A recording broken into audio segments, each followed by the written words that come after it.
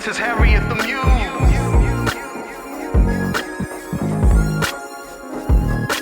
History repeats this tale of win or lose. I am your chorus, and this is Harriet the Muse. Take water for inspiration. Chesapeake the recipe for this group hallucination era mentor. Tell Earl, hold on to your dentures. Declaration, reparation from the 19th century. Memories, long cold nights and dark circuses. Archetypes are broken, we busting through all the surfaces. Purpose is to flood your ears with stories untold. Maybe flood your soul as the evening unfolds. Now, truth bullets like a Harper's Ferry raid. Tell the women in the parlor, run my money. It's a sad day in K-May. If Girl Minty don't get the cash, putting by for Gertie, John Brown got the stash in the mountains. Literal fountains of black rain coming down in the cloud. Not really, but okay, it's a plane. What you expect? Hard as bricks, soft as lace collars on the neck. Guess you gotta pull the train if you're running out of horses. Take a bite of hand pie like a Chaplain Ray endorsement. Now don't touch the dial on a black man's radio. Cruising 95, bizarrest of scenarios. History is now with the Moses of the South. Leave you bitter like a swish of brandy in your mouth.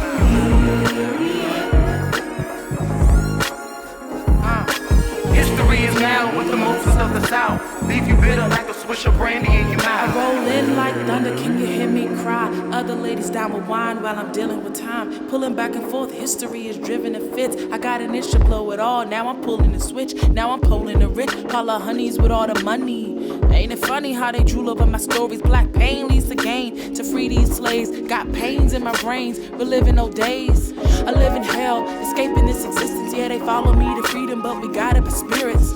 Trapped in a spell, Father, can you hear me? Lead my people. Good evening, everyone.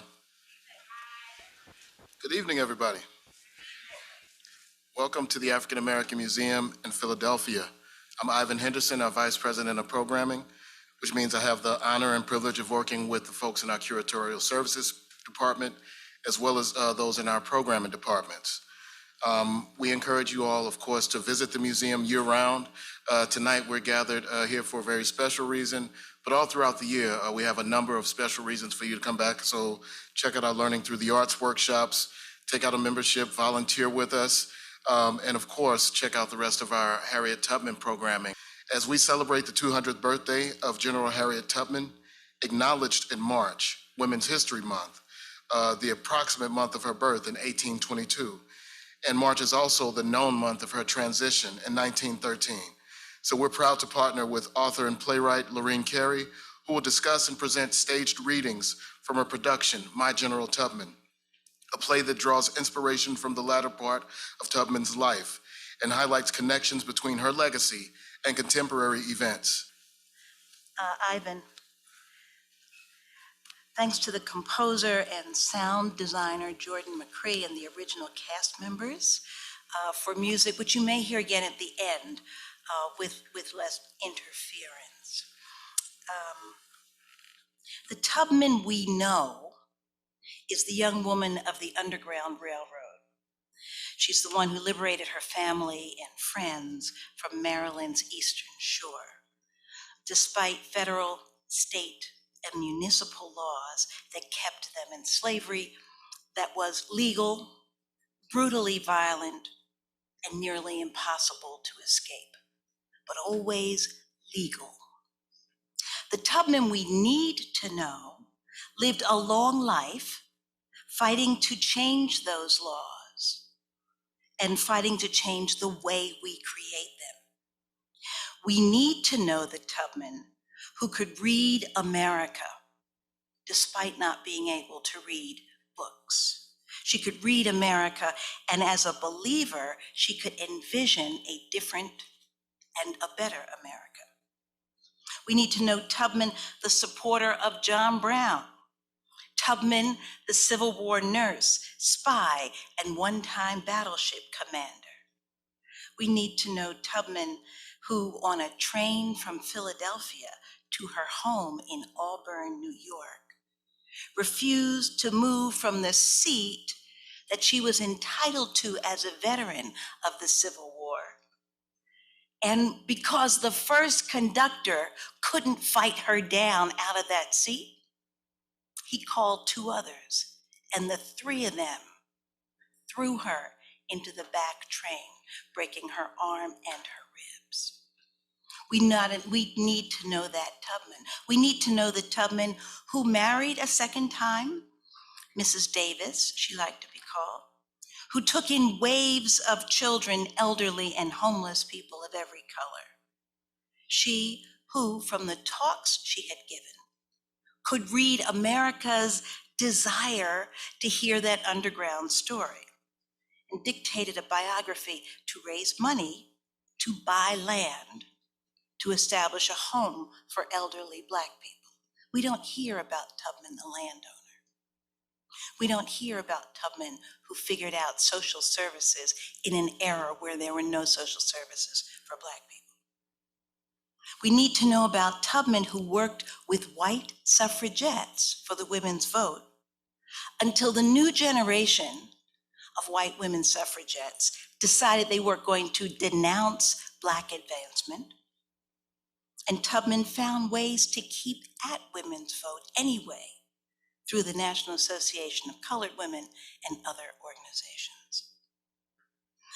Special thanks to Arden Theater for arranging this brief reading from my play, My General Tubman. During spells, 3 to 5 minutes of traumatic epilepsy from a brain injury at the hands of an overseer, Harriet Tubman told a writer once, she sometimes felt as if she could hear music, but sometimes, she said, she felt like she was able to reach, to touch, to sense the mind of God. My General Tubman, like much of the African diaspora, experiences past, present, and future as a connection, as an interconnected stream. My General Tubman imagines that during those spells, Harriet Tubman came here to contemporary Philadelphia, that she went to Philadelphia prison and recruited men to take back to the 19th century, to spy with her and fight with her. I know, it's kind of crazy, right? Yeah, but it's also crazy to think that she got free. It's also crazy to think that the situation we have with prison will always be that way. Directly after the excerpts, we'll hear from Toastmasters in the room, starting first with Philadelphia Commissioner Omar Sabir. We'll hear from people making toasts from home, and all of us can use this occasion to celebrate the young activists of PA Youth Vote who convinced Philadelphia School Board to allow for the registration of 18-year-olds in schools. That means 8,000 new voters who can come onto the roll. That is worthy of the legacy of Tubman. That is worthy of the person who, in the words of our Philadelphia historian, Erica Armstrong Dunbar, came to slay. Here on the museum stage, original cast member Aaron Bell will act as the chorus. He joins Sarah Glico as Abigail Wright and Morgan Charisse Hall as Harriet Tubman. Water for our muse, where our Black past has dissolved. Take vapor and black storm clouds raining down on us through time. Drink it in. Before she renamed herself Harriet Tubman, 7-year-old Araminta, barefoot in the cold Chesapeake Bay, sets free muskrats she's told to drown in their traps, and laughs, woo, because nothing is more joyous than freedom, cutting through water from then to this stage. Come, fight with her, walk, love, laugh. It's a play. Y'all can laugh with the general because she lives. Time ripples around her, drummed out of time by Black necessity. Tubman's gravity pulls and time bends now. See, Massachusetts parlors, where women of means pay to glean a glimpse of bondage, and to hear power from a woman dragged through time, more vulnerable than they to men and money. They need to know. How does it feel to be Black? Does it hurt? Because if you can listen to someone else's jeopardy, it means you are safe. And if you can listen to their triumph, then whatever your part in their pain, the cotton you wear, the food you eat, the accounts your husbands manage, well, it's okay, because Harriet's fine, and the good ones, the strong ones, escaped. Find me a story I like, one that tells me what I want to hear, and make it quaint. Now, Harriet, I've invited a parlor full of abolitionist women this afternoon. They care for the cause, and they are generous. Not all of them are radical. I say this so that you know who you're talking to, my dear, that they're not all radical. That is, they don't all believe in strict equality, but as the necessity this afternoon is not so much to change hearts as it is to raise as much cash as possible, I've erred on the side of money. These women have it, and they give it. You have only to share those wonderful stories of yours in that quaint, rustic style, and you should be able to walk out of here today with $100 and more to come in the future. Quaint. I guess I can be quaint, yes. My dear, you know what I mean. Dare say I do. They are Christian women, of course. So you can tell them that funny line you always say about God sending you back to Maryland with knees knocking. It's only the truth. If you can think of anything that speaks directly to ladies. I mean, we are all women, aren't we? Privileged as they are not their own masters. It's a thought. I'm thinking, $100, a boy would have to launder and cuff every collar in Philadelphia for about 2 years to make that, so we'll do quaint, won't we? You go ahead. I'll sit here and watch. I give you the woman of the hour, Harriet Tubman, even now a fugitive from Maryland with a bounty on her head. A woman who can claim no fewer than at least 8 trips south to bring to freedom in the North and in Canada more than 50 souls. Thank you, Miss Wright. I'll start when I was 7. And they hired me out to a man who sent me minding his musket traps. About yay big. You balance them on Lake Weed. Muskrats screaming for the bait, and the slanted door closes behind them. The weight sinks the thing underwater and they drown. That's how it works. Now, my job was, I'm supposed to check the traps, reach in and pull out the carcasses and then bring them home. But sometimes those little muskrats figure out a way to tilt that trap up, keep their noses above the water. The master told me the master told me that if they weren't dead, I was to hold them under. You know, drown them. But I didn't do that. I let them go free.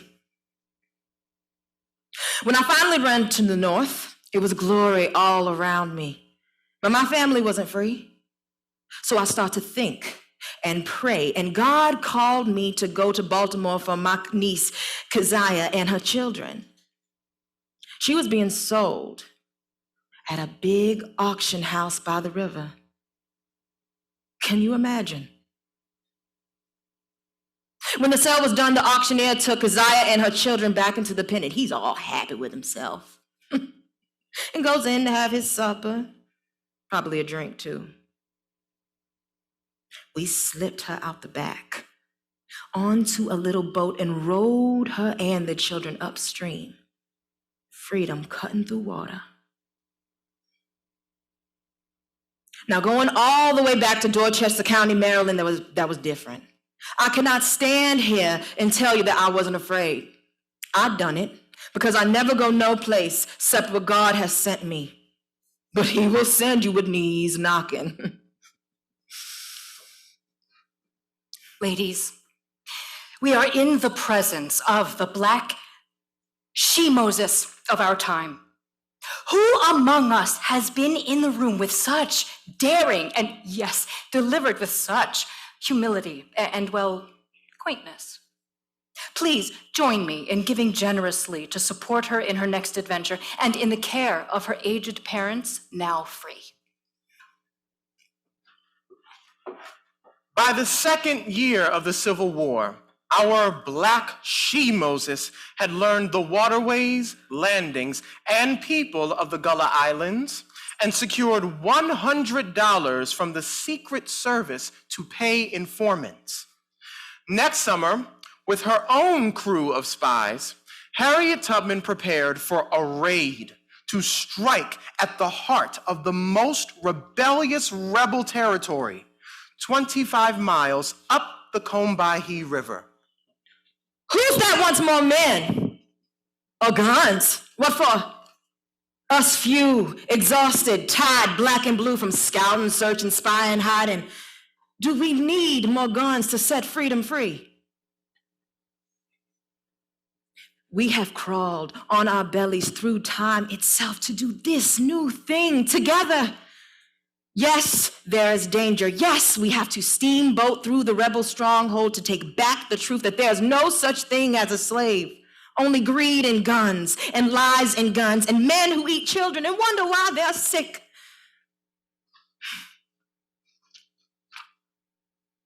We are few, and we may die, but if so, we will die remembered, not dismembered by history. This full moon tonight is ours. You want to go back to jail and miss it?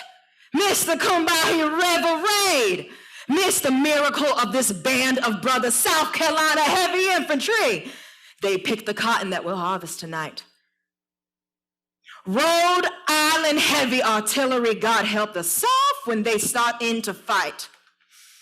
And you men, that I climbed through time together, you've been chosen close. Just you few brothers to find the sluice and bridge and horses, to seize the rice and corns that the Union needs, and to warn black people to listen for their freedom cutting through the water. A black woman gave birth to you, gentlemen, and a black woman will steer you through harm with love. I am your General Tubman. We do not own ourselves, but we'll own the day when it dawns. Climb aboard, men. You know your places. That's right. Yeah. Woo. Okay. Sorry, where were we? June 2nd, 1863, right. The only woman ever to lead a battle in the Civil War relished the fight and planned to win. Lit by a full moon, 3 boats steamed up the Kumbaya, avoiding torpedoes the South had laid and Tubman's spies had discovered. Once untouchable inland estates were to be emptied, enslaved people liberated, the South's confidence shattered, all without bloodshed. The landing party, former enslaved men from South Carolina sporting their Union blue. It was that kind of night.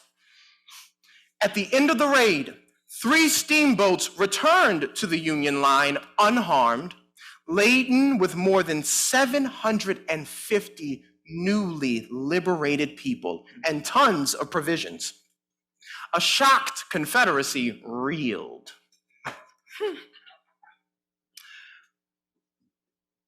Harriet Tubman wrestled America using brains and faith and love.